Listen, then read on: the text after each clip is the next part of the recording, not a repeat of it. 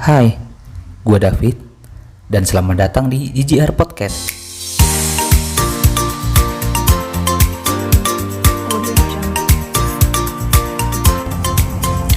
Yoy, salam santuy. Apa kabar kalian semua para teman-teman pendengar? Pastinya harus tetap semangat dan tetap ceria. Nggak berasa udah weekend lagi nih teman-teman. Dan udah waktunya lagi buat gua nemenin teman-teman semua di waktu santainya biar makin bermakna. Balik lagi bareng gua David dan di GGR Podcast kali ini episode 4 bahasan kita adalah tentang circle pertemanan.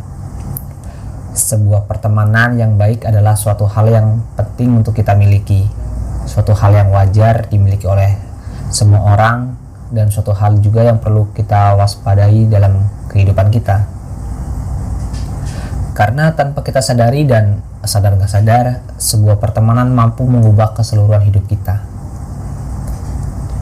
Jadi sebelum gue lanjut ke tema kali ini, gue tuh sempat bingung cari-cari referensi bikin tema buat gue nge-podcast.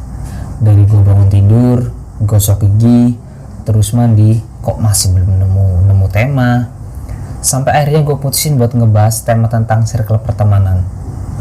Sebenarnya tema ini tuh gue pengen banget bahas bareng sama temen gue, biar kayak ada bintang tamu gitu. Jadi gue tuh ada rencana bikin podcast, terus ngundang teman-teman gue atau narasumber atau whatever lah pokoknya. Gue nggak tahu apa nyebutnya, dan yang jelas biar makin seru pas nge-podcast. Untuk episode kedepannya gue bakal jadwalin aja kali ya buat ngebikin podcast bareng sama narasumber. Kalau setiap weekend gue yang ngisi podcast sendiri, sedangkan mungkin untuk hari Rabu atau Kamis baru gue podcast bareng sama narasumber. Nah, balik lagi ke tema yaitu tentang circle pertemanan. Jadi gini, pernah gak sih teman-teman tuh ngerasa semakin usia bertambah, teman tuh semakin sedikit? Entah mereka sibuk dengan karirnya atau emang ada alasan lain. Itu mungkin udah menjadi hal yang wajar dalam sebuah pertemanan yang pada akhirnya di hidup kita, gua sendiri tentunya dan juga mungkin teman-teman pendengar semua, punya satu atau dua orang teman yang bener-bener jadi sahabat yang gak fake. Dan teman-teman yang dulu pada pergi menjauh, kita juga jangan ikutan pergi juga, bahkan sampai ngelupain. Kita juga harus ingat, soalnya mereka tuh penting juga di kehidupan kita, hingga akhirnya kita tuh bisa jadi kayak sekarang ini.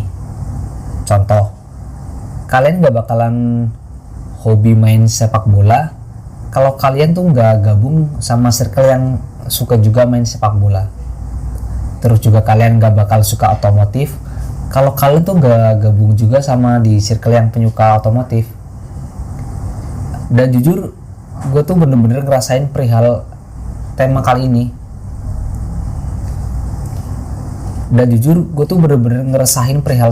ini. Dari circle pertemanan gue SD, SMP, SMK, sampai kuliah. Makanya gue sangat antusias buat ngebahas ini tema, karena circle pertemanan yang gue alami mungkin teman-teman juga alami. Dimulai dari gue SD, itu masa dimana gue sangat amat benci dan malas buat gue inget. Udah sempet gue bahas juga di episode sebelumnya, teman-teman bisa dengerin. Pokoknya circle yang harus benar-benar dihindari. Lanjut di SMP kelas 1, kumpul bareng circle teman-teman yang ya normal, nggak banyak tingkah.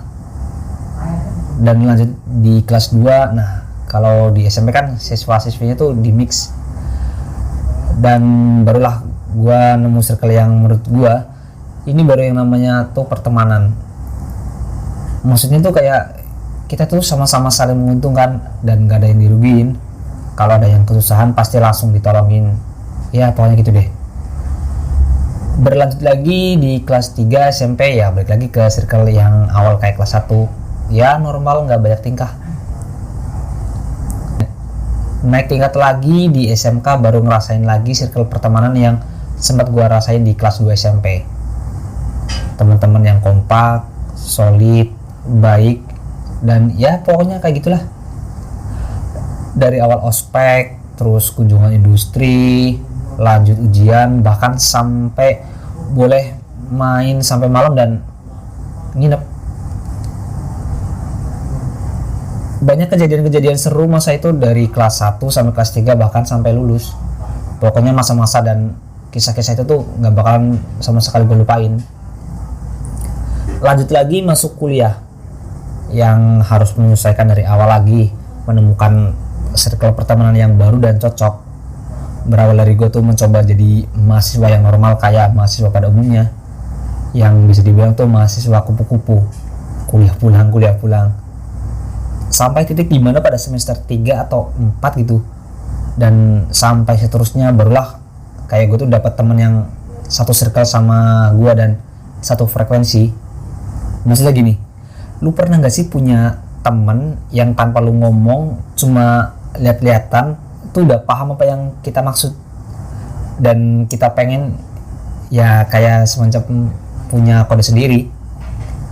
Sama kayak pas SMK, main sampai malam, terus nginep, dan lanjut sampai ke kekompakan pas KKN, skripsi, dan bener-bener dia tuh temen yang beneran nolongin pas kesusahan sampai lulus terus wisuda. Dan semua itu bener-bener seru banget. Gue juga nggak bakal lupain lu semua teman-teman gue di masa kuliah. Seperti yang gue bilang di awal, di circle pertemanan yang kita jalin tuh penting banget buat hidup kita, buat ngebentuk diri kita, buat kita bersosialisasi. Jadi emang pertemanan itu penting, tapi jangan terlalu terjerumus, soalnya bisa aja tuh kalian masuk ke dalam circle pertemanan yang toksik. Maksudnya toksik tuh bukan yang ngomong kayak anjing, bangsat, bukan. Tapi gini yang harus kalian hindari. Pertama, kayak temen yang suka ngomongin orang lain tapi kenyataannya nggak bener. Wah, itu ngeselin banget. Yang kedua, sering menyalahkan tapi nggak mau minta maaf. Ya pasti di setiap perkumpulan ada yang kayak gini. Ketiga, yang ngebikin lu tuh nggak bisa jadi diri sendiri, gimana lu tuh ngerasa nggak jadi diri sendiri malah jadi orang lain. Maksudnya itu kayak mudah terbawa arus sama mudah dimanfaatkan. Jadi pertemanan yang baik dan bagus tuh dimana kita tuh bisa mendapatkan atau menemukan siapa diri kita. Contoh, kayak gue tuh sebenarnya tuh introvert, dan karena gue berkumpul dengan circle yang bisa ngebuat gue nyaman dan bisa ngebikin gue tuh bisa pede, jadi kayak yang sekarang ini bisa ngomong. Dan ya gue berterima kasih banget untuk teman-teman gue. Dan kalau teman-teman tahu, temen gue tuh nggak banyak, beneran dah. Dan gue juga nggak nyari lagi dan nggak berusaha banget untuk dapetin temen, terus kayak dapetin attention orang-orang untuk mau deket sama gue. Enggak sih. Jadi yang mau tulus temenan sama gue, ya datang ke rumah, tetap datang ke rumah, tetap kembali, dan kalau yang enggak, ya fuck you. Jadi saran dari gue, ya pintar-pintarlah dalam mencari teman agar tidak dimanfaatkan oleh seseorang. Dalam hal ini tuh seseorang itu adalah teman.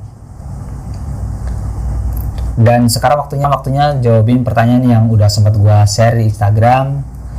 Pertama dari fitri.sn, gimana cara lu keluar dari circle pertemanan yang toksik? Kalau dari gue sendiri tuh langsung aja gitu ngejauhin dari teman yang kayak gitu. Nggak harus mutus tali pertemanan juga, tetapi lebih ke menjaga jarak agar lu tuh nggak terjerumus ke dalam pertemanan yang toksik yang kayak tadi gue bilang. Kalau sampai lu terjerumus tuh udah susah, kayak lu tuh pasti dimanfaatkan, lu tuh kayak dibohongin, atau mungkin bisa sampai dibully. Ya oke, mungkin segitu dulu sesi Q&A kita kali ini. Kalau ada mungkin dari teman-teman yang punya tema yang pengen gue bawain di GGR Podcast, lu bisa DM gue ke @davidkr. Sekian podcast dari gue, sampai jumpa.